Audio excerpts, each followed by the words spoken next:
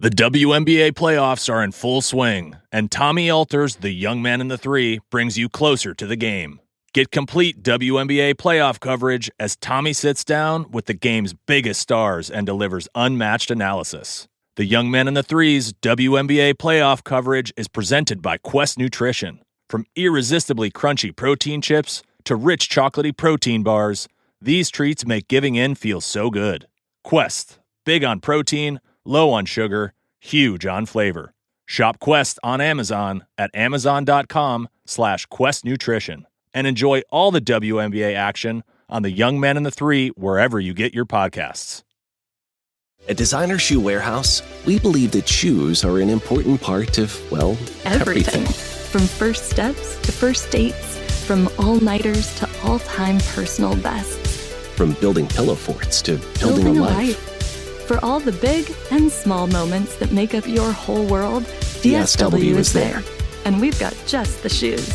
Find a shoe for every you from brands you love at brag-worthy prices at your DSW store or DSW.com. The amazing Kate Casey. Welcome back for another episode of Reality Life with Kate Casey. Today's episode is about death in apartment 603. On January 26, 2011, a blizzard was bearing down in Philadelphia. The city slowed to a crawl under heavy snow and ice. Schools dismissed early, cars spun out on slick roads, and by late afternoon, the city was wrapped in an uneasy silence, every sound muffled by the storm. That afternoon, 27-year-old first-grade teacher Ellen Greenberg drove home to her Manayunk apartment. She should have been settling in for ordinary evening of lesson planning. Instead, what happened inside apartment 603 would ignite one of the most haunting and perplexing cases in recent memory. Ellen was known for her warmth and generosity, deeply devoted to her students, to her parents, loyal to her friends, and filled with excitement about her future. She was newly engaged to her fiancé, Samuel Goldberg. The couple had just begun planning their wedding. Her life was poised at the edge of so many beginnings. But later that evening, when Sam returned to the apartment, the story took a chilling turn. He found the door locked from the inside with the security swing latch engaged. He tried his key, but it only opened a crack. He knocked, he called her name, and when Ellen didn't answer, he began texting her, messages that grew more urgent by the minute. Frustration turned to panic as he left and returned again, pounding on the door, calling her phone, and finally he forced his way inside. What he found was a scene of horror. Ellen on the kitchen floor, stabbed 20 times, including deep wounds to the back of her neck and chest. There was a knife still lodged in her body. At first, investigators ruled the death a homicide, but just weeks later, that ruling was inexplicably changed to suicide, a decision that has haunted her family, baffled experts, and fueled more than a decade of questions. Hulu's new 3-part docuseries, Death in Apartment 603, What Happened to Ellen Greenberg, reopens those questions. The series features more than 20 new interviews with those that knew Ellen best, her parents, close friends, former students, and colleagues, painting a portrait of a warm, vibrant young woman who was planning her wedding and deeply loved by all that knew her. It also grants rare access to her case file, her fiancé's frantic 911 call, crime scene photos, autopsy analysis, and surveillance footage. Additional interviews include former neighbors and staff who were in the building that day, a former colleague of her fiancé, and attorneys and law enforcement experts. The show delivers both an intimate look at Ellen's life and a probing examination of the cracks in the system that have left one haunting question unanswered. What really happened to Ellen Greenberg? After years of legal battles and her parents' tireless fight for answers, a pivotal hearing is now scheduled for October 14th, and it may determine whether Ellen's case will finally be reinvestigated or remain closed under a shadow of doubt. This case has gripped me not only because of its mystery, but because Ellen's story feels so close to mine. She grew up in Harrisburg, not far from Milton Hershey, where I went to boarding school. She graduated from Penn State, just like my mom. And she built her adult life in Philadelphia, in Manayunk, just a drive away from my hometown. And that's why her story cuts so deeply. When I think of Ellen, I see a life filled with promise, cut short in a way that defies explanation, and a fight for justice that refuses to fade. I'm thrilled to tell you in this episode, I have the executive producer and showrunner, Nancy Schwartzman, and at the very tail end of the episode, I ask medium Jonathan Mark what he thinks. Here is my interview with Nancy. Nancy, it is a pleasure to meet you. I first want to say thank you for covering the story. As a girl who's from the Philadelphia area myself, it is a story that has bothered me for years and years. And I just think it's so important that we continue this conversation about what may have happened. The thought of a 27-year-old passing away and an only child of this really sweet family, it's just unthinkable. So welcome to the show and thank you. Thank you. How did this project come to you? Yeah, I mean, it was really kismet, in a way that this project came to me. I met with some of the producers who had been sort of tracking it, especially Jess Greenberg, who's based in Philadelphia, and she had been tracking it with this team inside Lionsgate.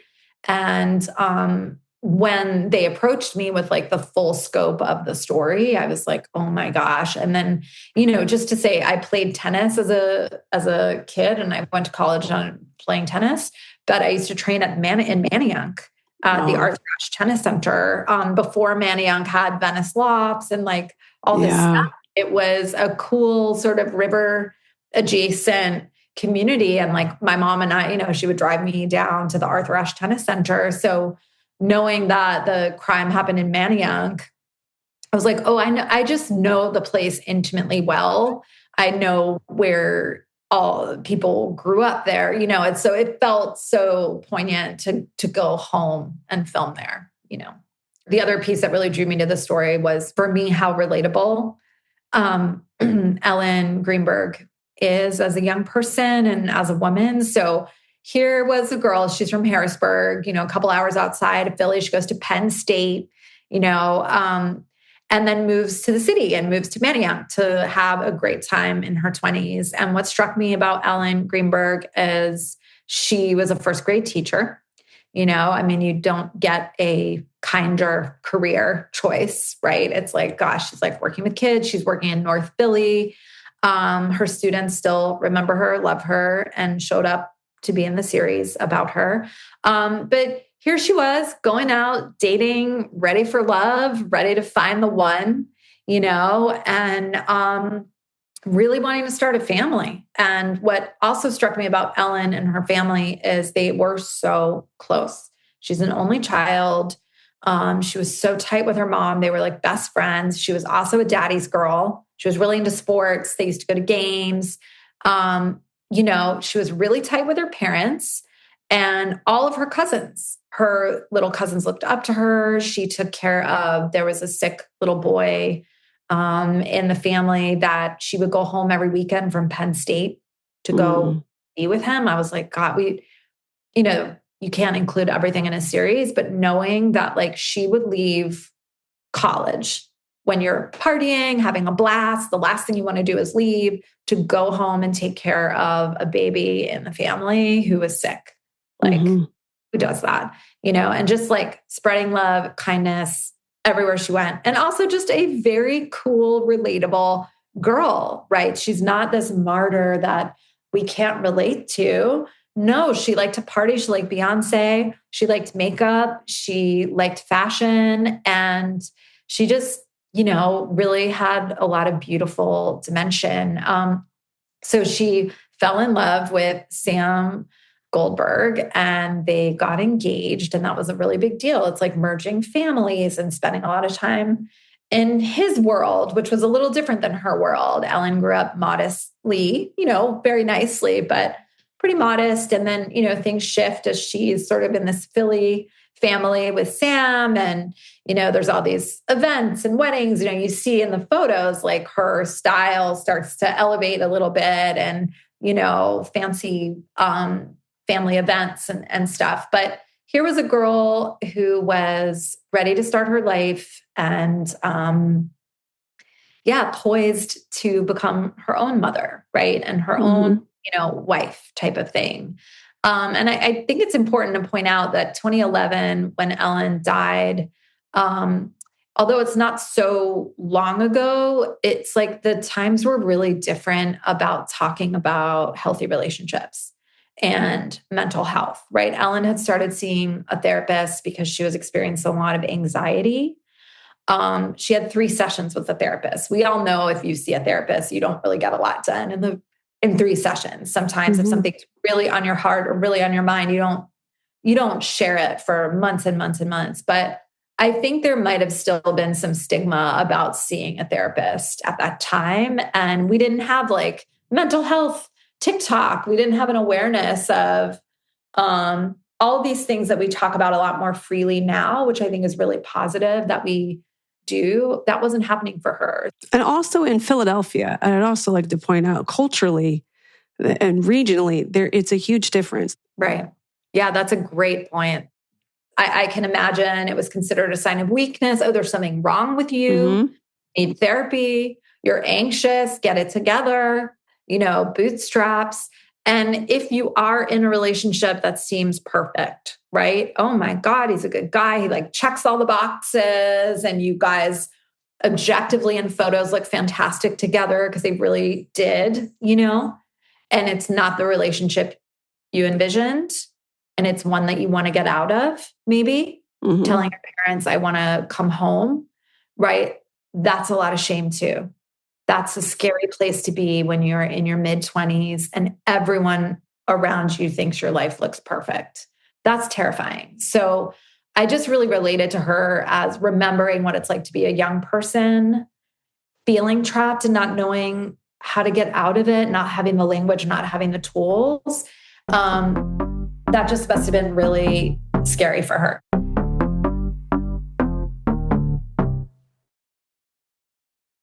Hey everybody, it's Nicole Byer here with some hot takes from Wayfair. A cozy corduroy sectional from Wayfair? Yeah, that's a hot take. Go on and add it to your cart and take it. A pink glam nightstand from Wayfair? Scalding hot take. Take it before I do. A mid-century modern cabinet from Wayfair that doubles as a wine bar? Do I have to say it? It's a hot take. Get it at wayfair.com and enjoy that free shipping too. Wayfair, every style, every home. Hi, I'm Denise Chan, host of Scam Factory. You might remember hearing about our investigative series that exposed what's really happening behind those suspicious texts you get. Inside heavily guarded compounds across Asia, thousands are trapped and forced to scam others or risk torture.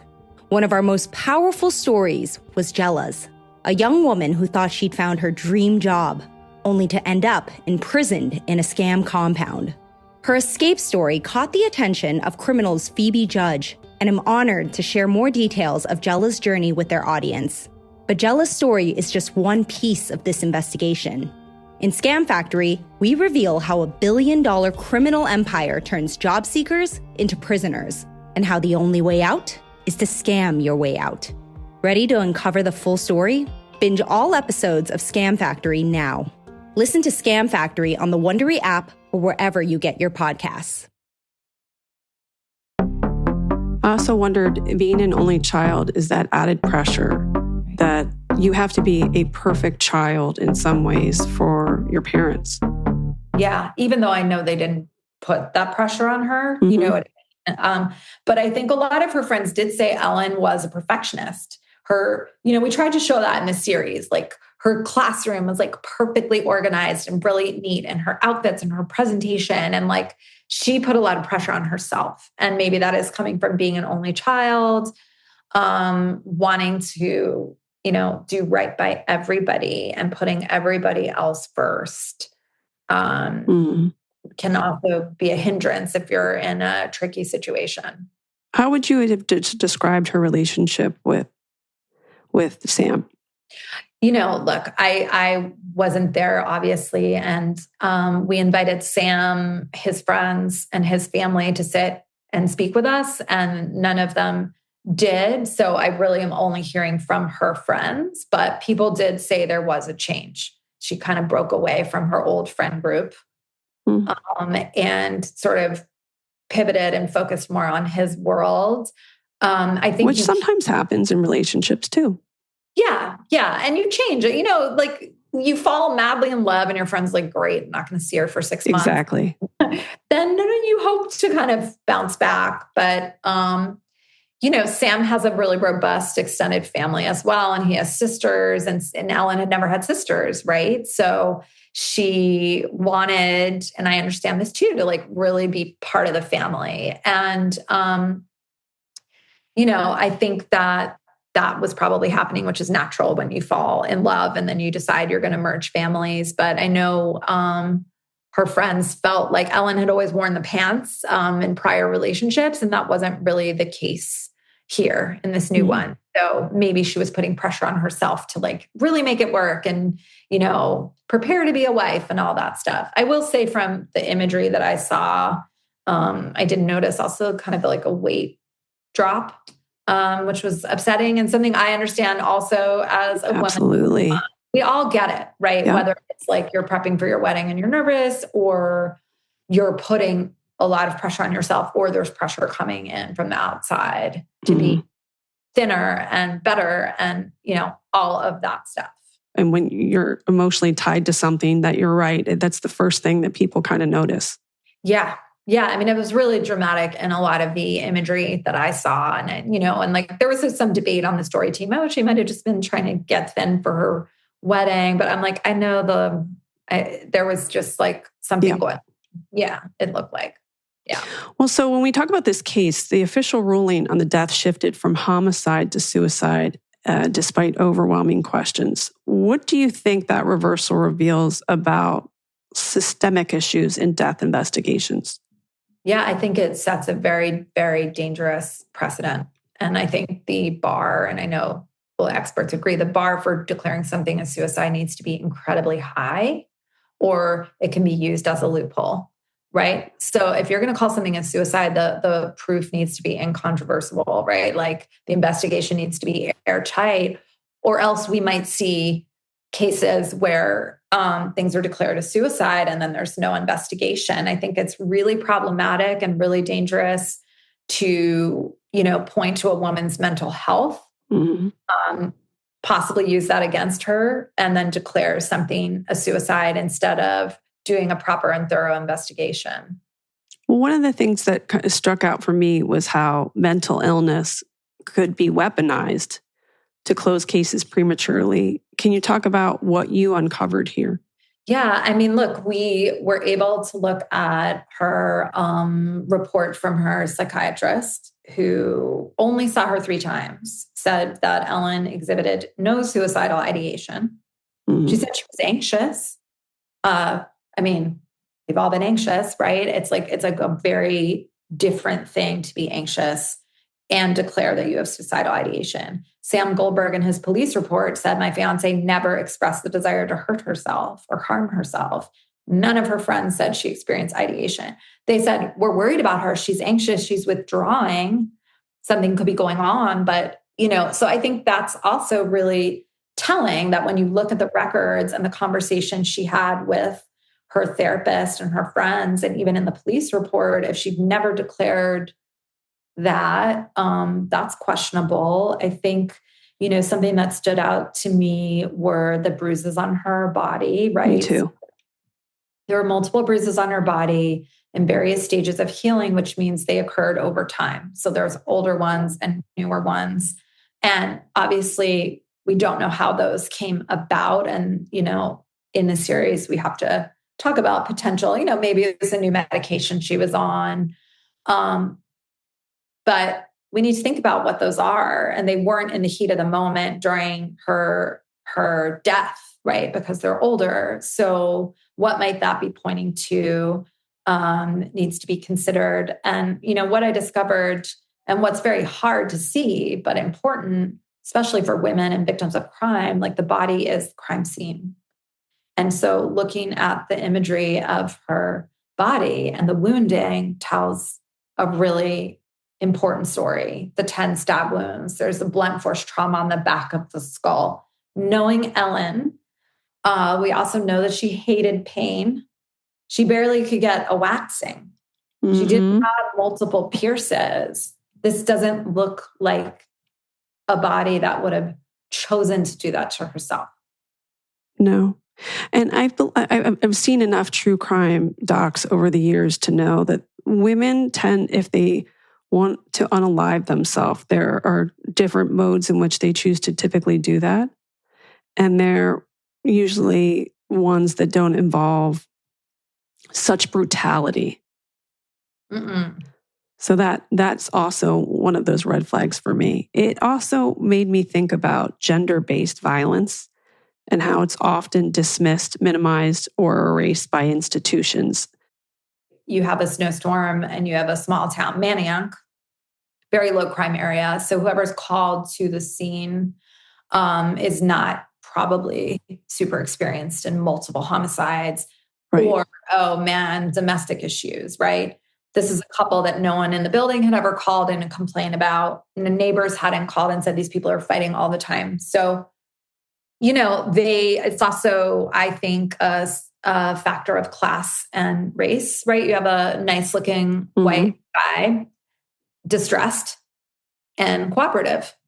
There's no weapons on, it's not a dangerous situation for law enforcement to walk into necessarily. And he's cooperating and he's distressed. So they take him at his word. I don't know if that would happen if he hadn't been upper middle class white guy in a nice neighborhood, right? But I do think taking him at his word, and then there's the bias and assumption. Oh yeah, that adds up. She was nervous. She was on new meds. And then it's like, okay, there's the weaponizing of the mental health again. And law enforcement not factoring in the bruises on her body is really problematic, I think. Mm-hmm. There's a story there, right? And we have the interviews with former DAs who do this kind of stuff. And it's like, and I've done a lot of gender-based violence work in my career, specifically around sexual assault. And the questions are always on the victim. And it's like, we can solve these cases if we pivot away the scrutiny onto perpetrators and patterns of behavior, right? So if Ellen's on, how had Ellen's behavior changed? How had Sam's behavior changed over the past few months? Had he been erratic? Had he been sleepless? Had he, you know what I mean? And it's just like everything is on her instead of the people closest to her. And I think where we're scrutinizing always needs to pivot outwards to the people closest to the victim as well as the victim. Dr. Marlon Osborne, the original pathologist, stated recently that her death should be something other than suicide. How significant is that affidavit in terms of shifting the case forward? I think that was huge. That was an absolute game changer and led to a settlement with the city where they are now in process of re-examining Ellen's manner of death.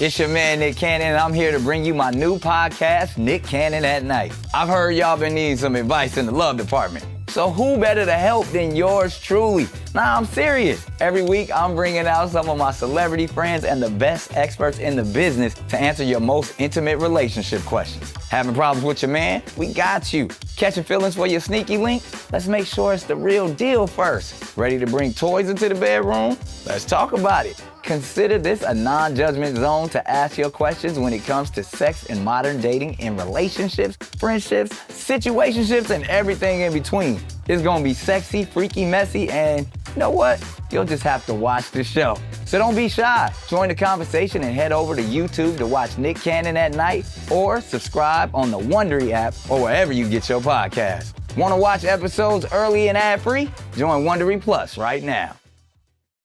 On Boxing Day 2018, 20-year-old Joy Morgan was last seen at her church, Israel United in Christ, or IUIC. I just went on my Snapchat and I just see her face plastered everywhere. This is the missing sister the true story of a woman betrayed by those she trusted most. IUIC is my family and like the best family that I've ever had. But IUIC isn't like most churches. This is a devilish cult.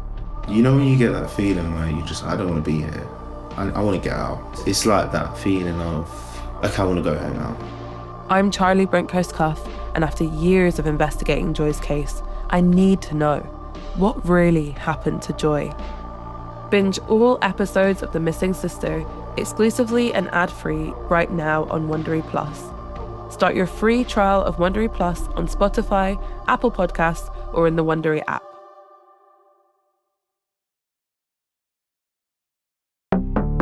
How do you see this case moving or shifting perspectives on justice, mental health, gendered violence in many ways?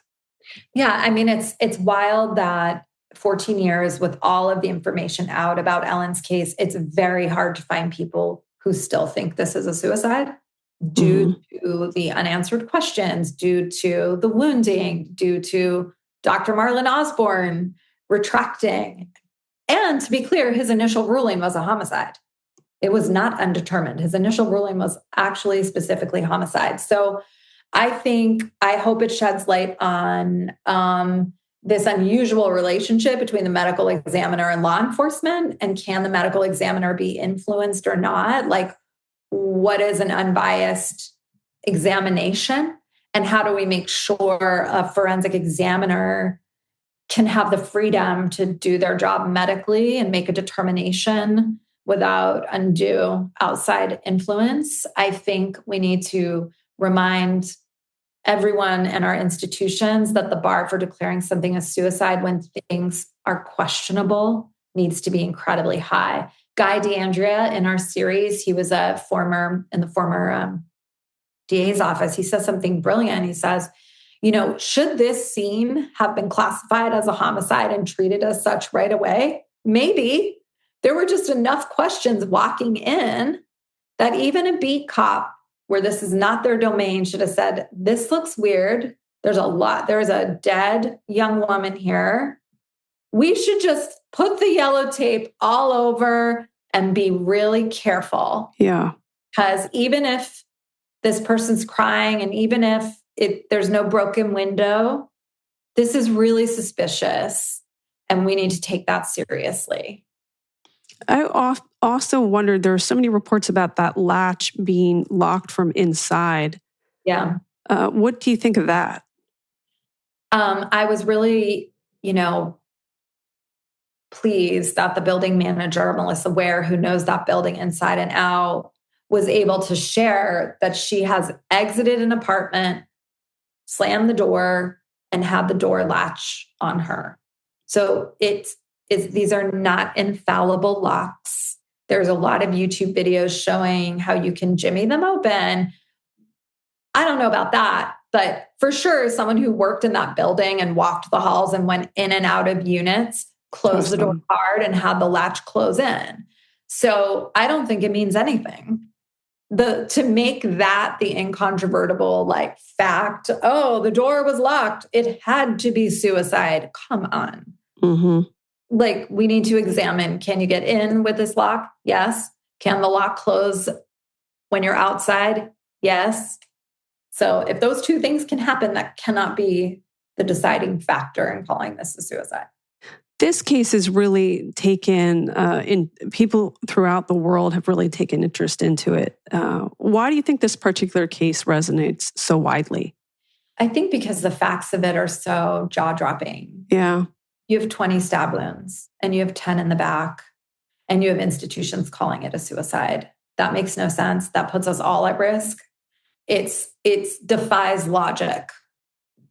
So, and then I think just those facts on their own and the fact that she was going to get married and had everything to live for and nobody was, worried that she was going to take her life, right? So that doesn't add up. And this sort of ironclad stance from the city also seems suspicious, that it was a homicide and then they reversed it is, I mean, there's just a lot that just doesn't smell right to people.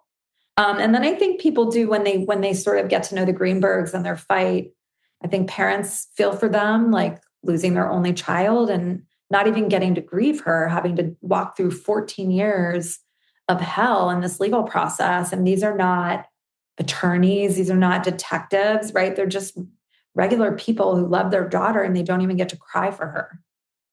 Well, on October 14th, is the next court date. What are the Greenbergs hoping for? What's at stake?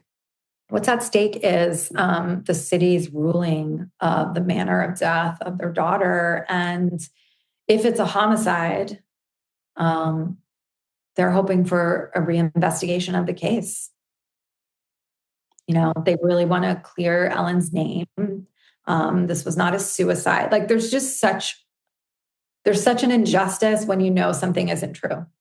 And if we can at least start with a first step of trying to make this right by saying, okay, and then let's call it what it is, number one. And number two, there's a real hope that there can be a fair and thorough investigation of what happened here. How are you forever changed as a filmmaker because of this case? I feel so lucky that I got to tell Ellen's story, and I feel very blessed that I had her blessing. I care a lot about the Greenberg family, and Sandy's like everyone's mom and everyone's champion. So we all, I always want to tell the best story I can and have a 360 view. And I think what's remarkable about Ellen's case is you have journalists who dedicate years of their lives to break the story. You have a retired cop who's been in it for 10 years. I mean, like people really want justice here. And in a way, Ellen has brought this incredible community together. So I feel very lucky to have been part of Ellen's orbit. And we all feel touched by her in a way. So it's really my honor to get the word out and try to shed light and try to make change around this story. Well, thank you so much for your time. And again, I really appreciate the work that you put into this. And it's such an important case. And I'm glad that within a week, the name Ellen Greenberg will be spoken about in places that maybe she had been forgotten about or people were not familiar with her case. And we have a lot to owe you for that. Oh, thank you. Tell everybody where they can find you. You can find me on, I'm on Instagram. The show is going to be Monday, the 29th on Hulu and Disney Plus. And I am on Instagram at Fancy Nancy NYC. And wherever you can, watch Netflix or Hulu, I'm on. Thank you so much. Jonathan, this Ellen Greenberg case is so upsetting.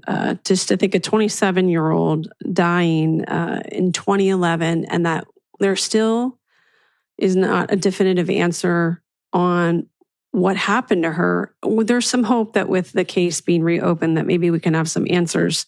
But I'm wondering if you could sort of just tap into her and tell us kind of the state of where she was shortly before her death.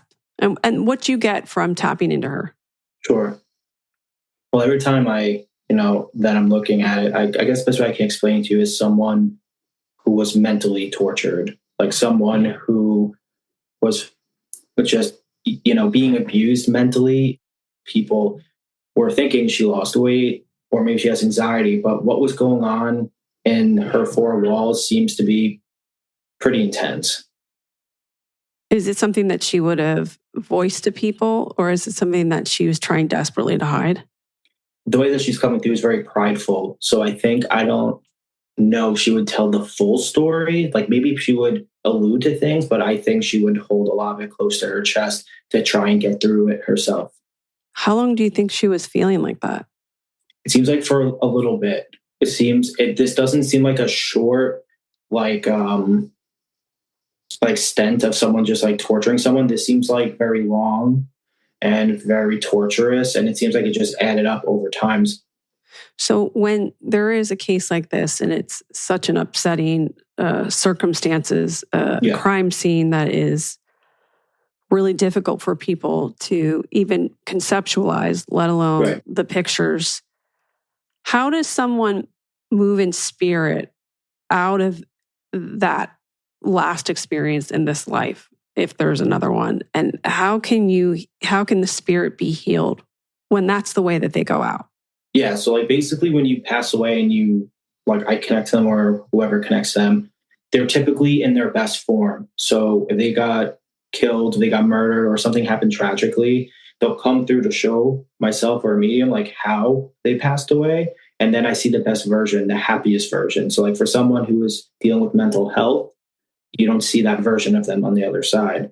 And I think to make them internally happy is to get justice or closure, because the family is being tortured right now, not having the justice or the closure of it. And then once that happens, then they kind of go into their normal, I guess you can call it spirit type of world, where they just hang around their family, give them signs, and try to protect them. Does she show you her death at all? Or is it like she wants people to move on from it? No, she shows it to me. She shows me it's very gruesome. I mean, it's not, I feel like dealing with murder is like nothing is okay, but hers seems very gruesome. And I think the big answer everyone's going to wonder is this somebody who wanted to end their own life? Do I think she was at a very low point like that? Yes. Do I think she would have done it to herself? No. Thank you. No problem.